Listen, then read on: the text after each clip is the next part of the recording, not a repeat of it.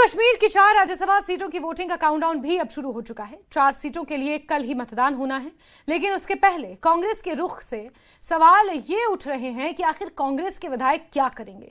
ये सवाल इसलिए क्योंकि कांग्रेस राज्यसभा चुनाव में मनचाही सीट नहीं मिलने से नाराज है।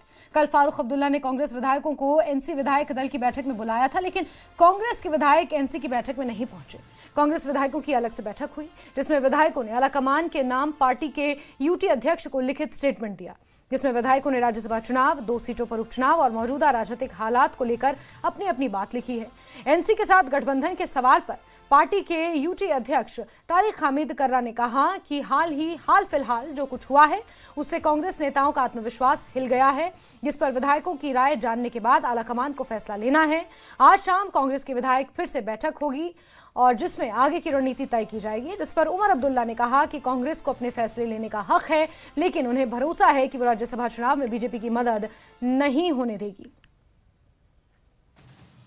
हमने आपसे बताया कि कुछ चंद ऐसे अहम अमूरात हैं, कुछ ऐसी हैपनिंग्स जो पिछले हफ्ते 10 दिन से यहाँ पे हुई, उन बातों को मद्देनजर रख के हमने एक बार फिर से अपने मेंबरान की उनकी जो ओपिनियंस है उसको कलमबंद किया, उनकी जो तजावीज़ हैं उनको कलमबंद किया। और इसीलिए हमने जैसा कि एक नेशनल पार्टी का होता है, यहाँ की तजावीज़ जो है वो मरकज़ी क़यादत के सामने जाती है और वहाँ से उनकी गाइडेंस उसमें सीख की जाती है। तो यहाँ से हमने जो भी तजावीज़ दी उसके ऊपर वो वहाँ पे सलाह मशवरा करके उनका अपना सिलसिला, उनका अपना तरीका होता है। उनकी पार्टी और हमारी पार्टी में इतना तो फ़र्क है कि उनकी जो यहाँ पे लीडरशिप है उनको अपने हाईकमांड के सिग्नल का इंतज़ार करना होता है।